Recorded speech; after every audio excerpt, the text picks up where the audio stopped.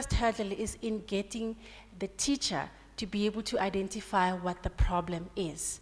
We do not have tests in South Africa that will help us diagnose the problem. And more often, we are talking about the issue of language, because you're having a child who's got a very different register, different repertoire of sound, and now they're having to learn in English. And you have a parent saying, you know, it is you who are having a problem. You are the ones who are racist, and you are the ones who are making my child learn in a language that this child doesn't learn.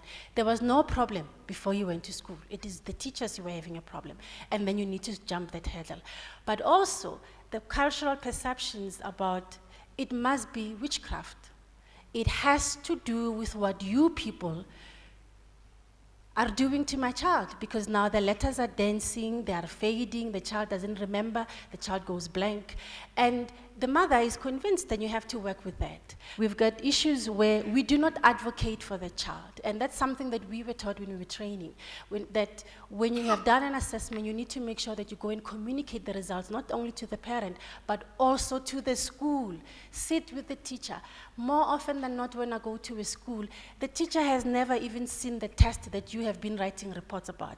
They've seen psychological reports, but they don't know what the tests look like. So when you have put in the results together, they don't know what you mean. And more often than not, when I go to the schools, they jump straight to the last page of recommendations. They don't read the narrative. And one of the things you are taught as educational psychologists is that there is a story. It's your job to tell that child's story. But we do not even make sure that that story is read, is processed, is explained, is debated, and more importantly, that we leave that meeting as a multidisciplinary team with a treatment plan that we will monitor over time. I'm trying to figure out, do we have a name for dyslexia in Zulu?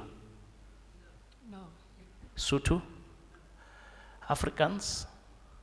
I'm beginning to think back to my primary school when Trevor was talking. I was thinking about who was the guy who would have been made to sit to look, you know, to face the back of the class. And I'm beginning to think whether I knew that guy and what and what people used to say about him. So they give you tags, and they're mostly not very nice things. But that's probably a euphemism for dyslexia. As Black people, we need to take that responsibility to make our own newspapers, our own television shows, our own talk shows, talk about them, using our language, even if we need to say, "Ke dyslexia," you know, because we don't do that. We leave it as it's a white people's thing. I can't help but think, out of the 1.7 odd million children who enter the education system, and by the time 12 years later, when they exit from the system, you find that you're left with about 500, 600 kids. Out of the ones who have fallen off the education system forever, how many of those were dyslexic?